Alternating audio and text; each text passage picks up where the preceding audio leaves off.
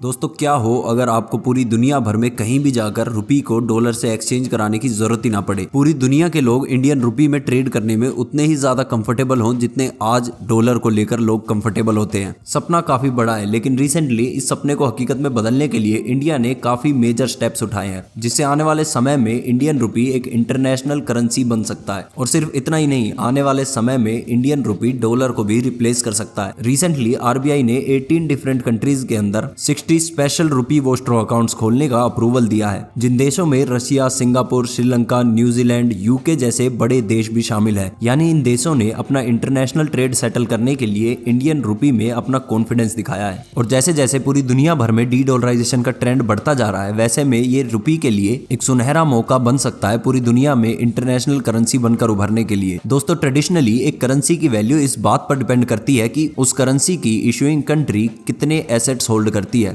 यानी कि अगर डॉलर की बात की जाए तो डॉलर की वैल्यू इस बात पर निर्भर करती थी कि अमेरिका की ट्रेजरी कितने वर्थ के एसेट्स होल्ड करती है, और ये एसेट्स मोस्टली गोल्ड की फॉर्म में हुआ करते थे। और उस समय यानी कि करीब 100 साल पहले British pound highly demanded currency था। कॉलोनाइजेशन और इतने बड़े ब्रिटिश एम्पायर की वजह से ब्रिटिश पाउंड एक इंटरनेशनल करेंसी उस समय बन चुका था। लेकिन वर्ल्ड वॉर 2 के बाद से पूरी गेम चेंज हो गई। वर्ल्ड वॉर 2 के बाद अमेरिका काफी ज्यादा स्टेबल और अनअफेक्टेड रहा बाकी सभी यूरोपियन नेशंस से, जिससे अमेरिकन डॉलर में लोगों का ट्रस्ट काफी ज्यादा बढ़ गया। और उस समय पूरी दुनिया का 70% गोल्ड रिजर्व्स केवल अमेरिका के पास था, जिसके चलते वर्ल्ड वॉर 2 के समय ब्रिटिश पाउंड को रिप्लेस करते हुए डॉलर एक इंटरनेशनल करेंसी बनने की रेस में आगे जा रहा था। और 1944 में पूरी दुनिया के लोगों से अमेरिका ने ब्रेटन वुड्स एग्रीमेंट साइन करवाया और सभी देशों ने अपने इंटरनेशनल ट्रेड सेटल करने के लिए अमेरिकन डॉलर को अपनाया। 1960s तक आते आते अमेरिकन डॉलर पर लोगों का विश्वास इतना बढ़ गया कि उस समय गोल्ड या फिर स्टॉक्स होल्ड करने से ज्यादा बेहतर लोग अमेरिकन डॉलर को होल्ड करना ज्यादा प्रेफर करते थे।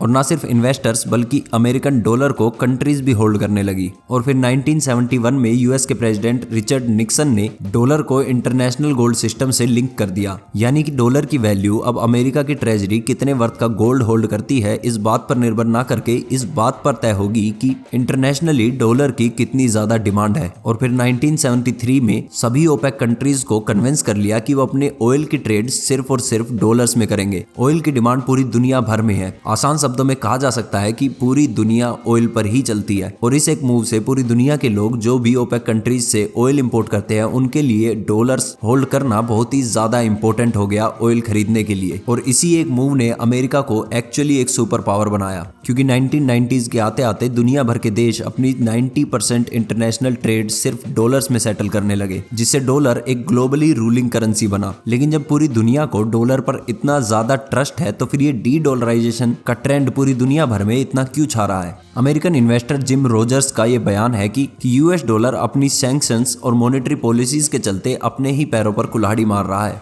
अमेरिका यूएस डॉलर को सिर्फ करेंसी के तौर पर यूज नहीं करता, एक वेपन के तौर पर यूज करता है। 2014 में यूएस ने जब रशिया के ऊपर इकोनॉमिक ट्रेड सैंक्शंस इंपोज करने शुरू किए तो पूरी दुनिया ये समझ गई थी कि अमेरिका अपने यूएस डॉलर को उनके खिलाफ कभी भी एक वेपन के तौर पर यूज कर सकता है। और तभी से ये सभी कंट्रीज यूएस डॉलर के ऑल्टरनेटिव की तलाश में है। और तभी से इंडिया और रशिया ने बायलैटरल पेमेंट गेटवेज पर काम करना शुरू कर दिया था। और इसी पूरी दुनिया के देशों का डॉलर पर ट्रस्ट कम होने की वजह से इंटरनेशनल मार्केट में डॉलर का सर्कुलेशन कम होना स्टार्ट हो गया। और इन्हीं कारणों की वजह से जो साल 2000 में ग्लोबल सेंट्रल बैंक्स में डॉलर का शेयर 71% हुआ करता था, वो आज घटकर सिर्फ 59% रह गया है। और इसी तरह से आईएमएफ जैसी संस्थाओं की एसेट होल्डिंग्स में भी डॉलर का शेयर 71% से घट के सिर्फ 57% रह गया है। और एक्सपर्ट्स ये प्रिडिक्ट कर रहे हैं कि आने वाले 5-6 सालों में इंटरनेशनल ट्रेडिंग करेंसी के तौर पर यूएस डॉलर का यूज 50 से 60% और भी घट सकता है। आज इंडिया भी अपने 44 देशों के साथ इंटरनेशनल ट्रेड्स इंडियन रुपी में कर रहा है। रशिया यूक्रेन वॉर के चलते जो अमेरिका ने रशिया पर सैंक्शंस लगाए हैं, उसके बाद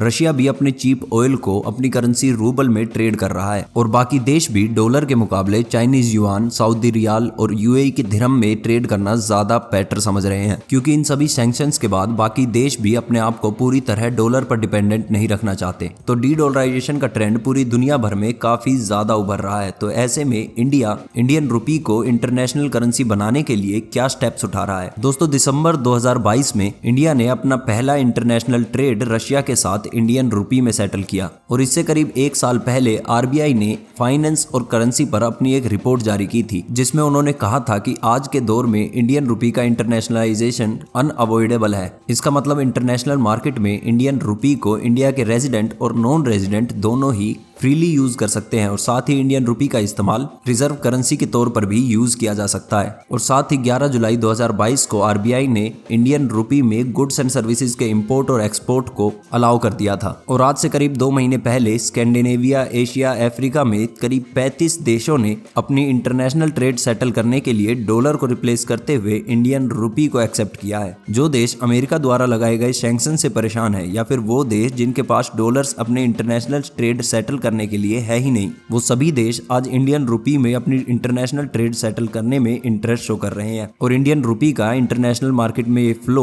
इंडिया के ट्रेड डेफिसिट को कम करने में काफी सिग्निफिकेंट रोल प्ले करेगा। इंडिया एक ट्रेड डेफिसिट कंट्री है, यानी कि हम जितना एक्सपोर्ट्स बाकी देशों में करते हैं उससे ज्यादा हम बाकी देशों से गुड्स एंड सर्विसेज इंपोर्ट करते हैं और ये इंपोर्ट सेटल करने के लिए इंडिया को डॉलर्स की जरूरत पड़ती है। और अगर इंडिया इन सभी ट्रेड्स को इंडियन रुपी में सेटल करे तो इंडिया के फॉरेक्स रिजर्व्स और इकोनॉमी बूस्ट करने में भी काफी ज्यादा मदद होगी। लेकिन एक इंपोर्ट या एक्सपोर्ट को सेटल करने के लिए जिस करेंसी का यूज हो रहा है वो इंटरनेशनली एक्सेप्टेबल होनी चाहिए ताकि एक्सपोर्ट करने वाला देश भी उस करेंसी को फर्दर ट्रेड्स में यूज कर पाए।